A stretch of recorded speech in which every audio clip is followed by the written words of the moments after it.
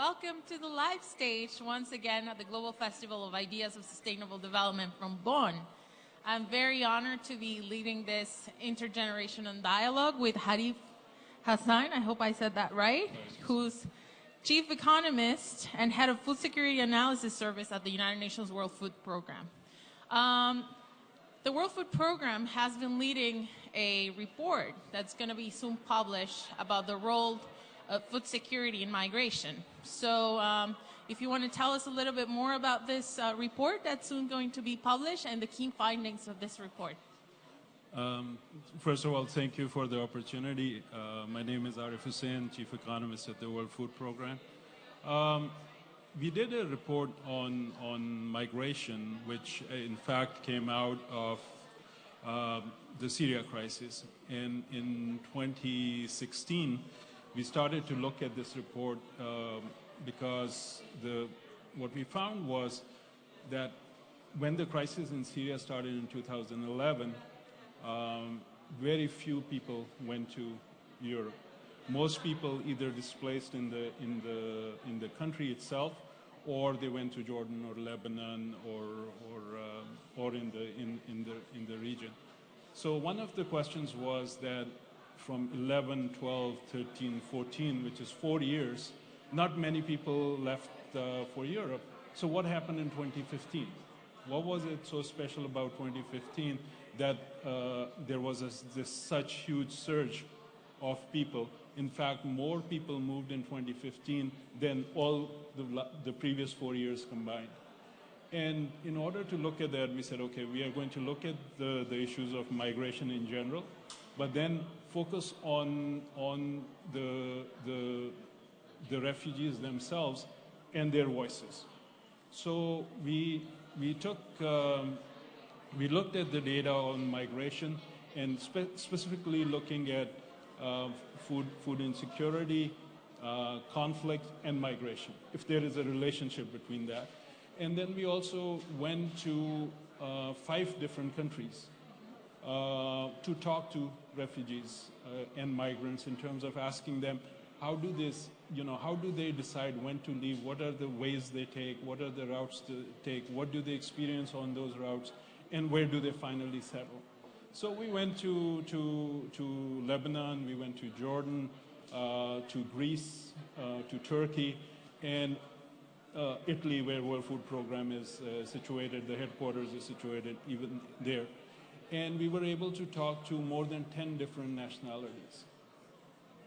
And I think that was great because you got their insights in terms of how do they decide on how they migrate. So some of the findings which we had were, first of all, some very basic things. There is in the world, there are about the migration stock in 2015 was about 245 million people. And there are about 65 million people who now are classified as either refugees or asylum seekers or internally displaced in the country. This is the biggest number since World War II. When we look at the data, it also shows that most migrants, when they leave their country, they want to stay on their same continent. 9 out of 10 Africans prefer to stay in Africa when they migrate. 8 out of 10 Asians prefer to stay in Asia when they migrate.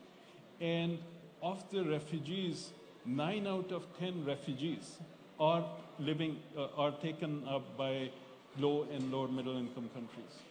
So you can very clearly see that because of the cultural, because of the language, because of trying to be close to their families, not many people want to move further. The second thing which we found was that in terms of the relationship between conflict and food and migration, each additional year of conflict causes about 0.4% more migration. And in terms of food insecurity, each additional year of food insecurity causes 1.9% more migration each year. So both of these factors are significant.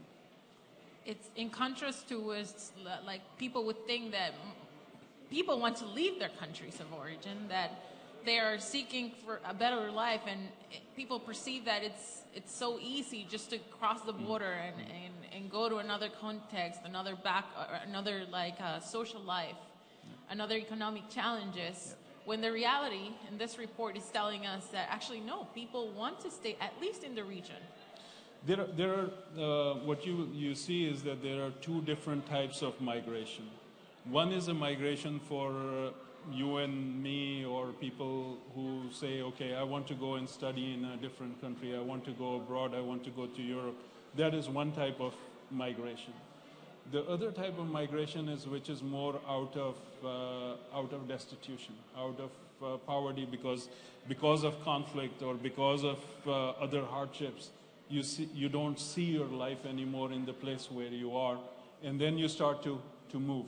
And by the way, what's interesting is that in the context of Syria, even people who move to Lebanon and Jordan, they migrated within Syria at least 3 times before even going out. So, and the other thing is that, so for me, I mean, we should always welcome migration. I think it's a great thing. But when it is migration out of destitution, it is a totally different concept. It is totally, because this is not the people who want to move, but they're forced to move. And considering the political global context that we now have in enforcing laws against migrants, what makes you think about, how is this related to your findings? Do you think that what should be done by countries? For me, I mean, there are essentially 3 different things which should happen. Number one, we should always try to assist people either in their countries or in the neighborhood, because these are people who don't want to move. They're moving out of destitution. They're taking huge risks to move with their families for an uncertain future, which they don't want to do it. So if we are able to assist them where they are, that is a much better solution, not only for the people, but also for where they are going. Because frankly, to assist someone in Europe is much more expensive. There are much more political issues associated with that. And why not just do what people want, which is to be assisted where they are, help on ending the wars, assisting them where they are, and that could be, and they are happy, and it's a win-win for all, and it is a more cost-efficient solution, if you will.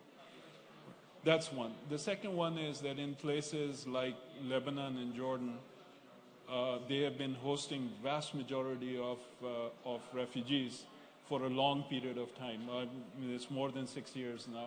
So there is a burden on the host communities which is immense. And this burden is on the individual level, me helping you type of level, but also on the social infrastructure, on the schools, on the health centers, on the markets which exist in these countries. So if, for example, in Lebanon, the refugee population is 30% of the total population of Lebanon, and it doesn't take much to fathom that type of burden for so many years.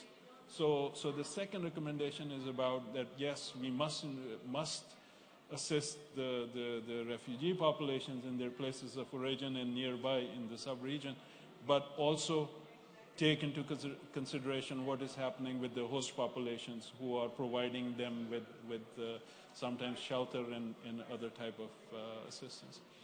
The third thing for us, which we found, which is important, is that unlike previous years, information technology plays a big role in the migrants' decision of where to go, how to go, which route to take,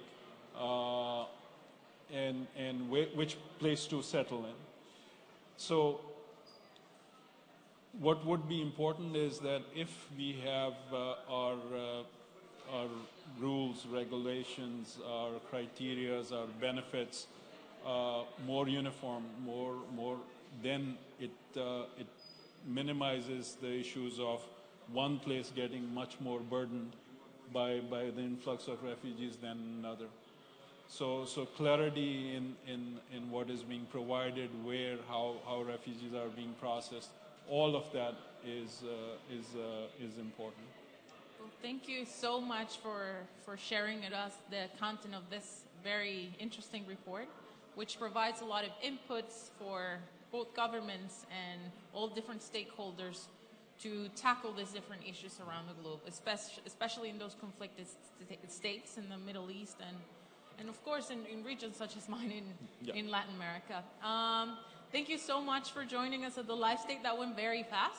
So enjoy the rest of the Global Festival, and thank you so much. Thank you very much for having me here. Thank you.